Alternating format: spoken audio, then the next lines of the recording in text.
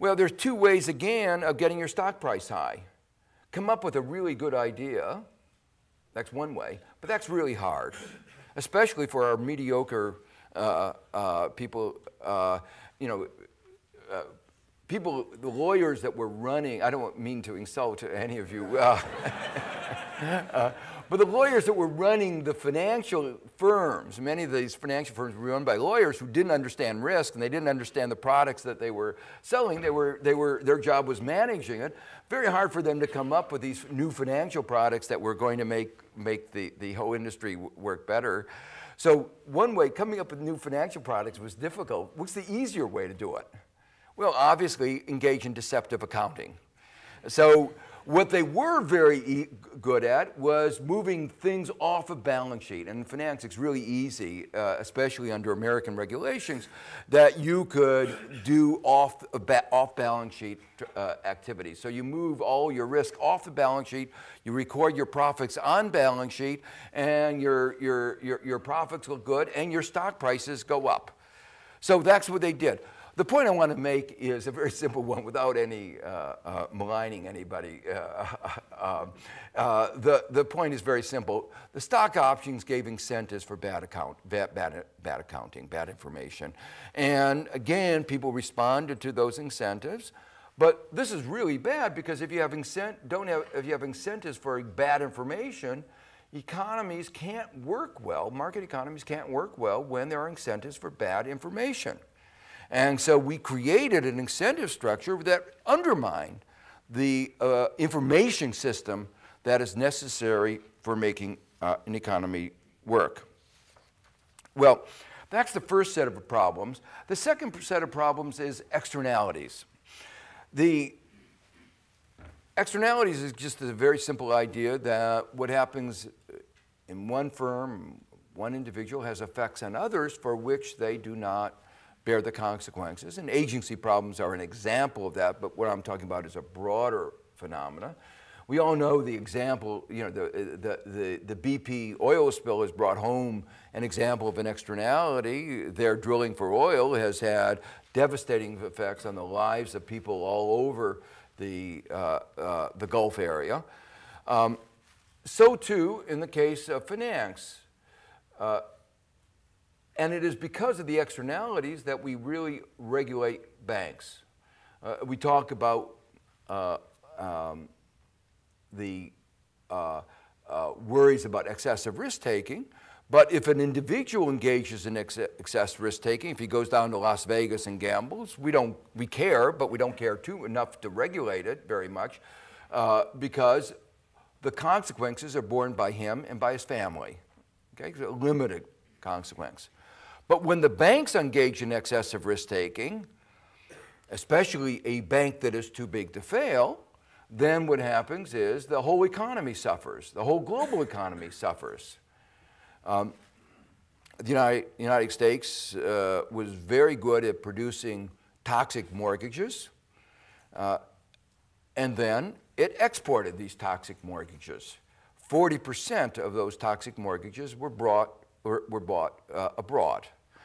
Mostly in Europe.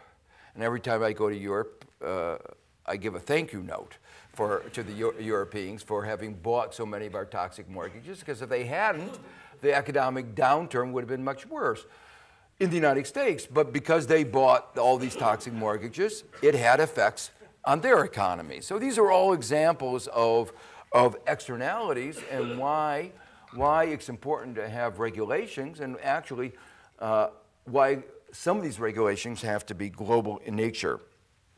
Well, the problem was that the U.S. policymakers and regulators did not fully understand these limitations on markets, either the agency problem or the externality problem.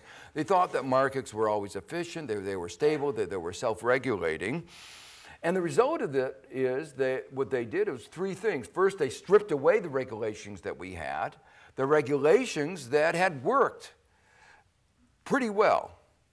There's only been a quarter century, 3 decades in the history of modern capitalism in which there have not been repeated financial crises.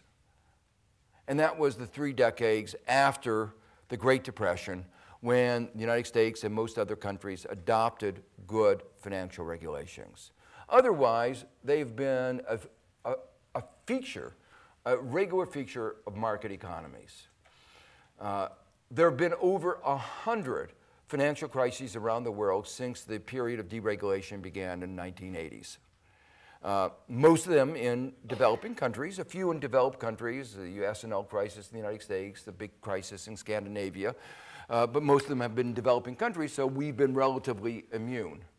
But they have been a regular feature of economies that have not had adequate financial regulation. But not only did we strip away the regulations, we also didn't adopt the new regulations that were needed as the financial sector changed. We needed new regulations, for instance, in derivatives. But instead of adopting new regulations, we actually passed a law in the United States saying that the regulators couldn't adopt new regulations even if they were needed.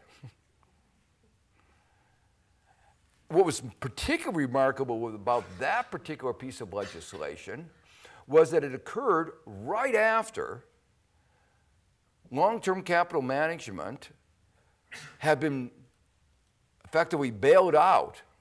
One company with an exposure of $1.5 trillion put at risk the whole global financial economy as a result of the derivative trading. And the response of the U.S. Congress and a couple of people in the U.S. Treasury was to make sure we don't regulate it.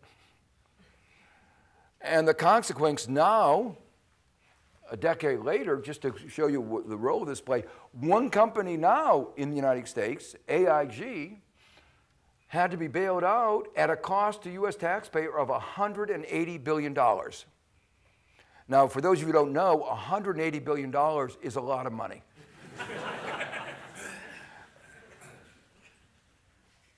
I feel particularly it was a lot of money because when I was in the Clinton administration, there were lots of things that we had on our wish list of things to do that we were told we couldn't do. We wanted to have welfare reform that was meaningful to be able to put people back to work after welfare, and that needed a small training program costing $4 billion, but we were told we can't afford that. $4 billion a year.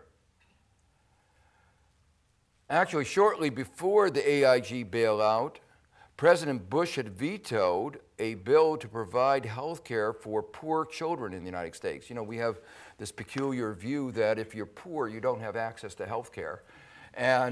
But there was a moment of compassion that at least poor children, it's not, you know, their fault that they chose the wrong parents.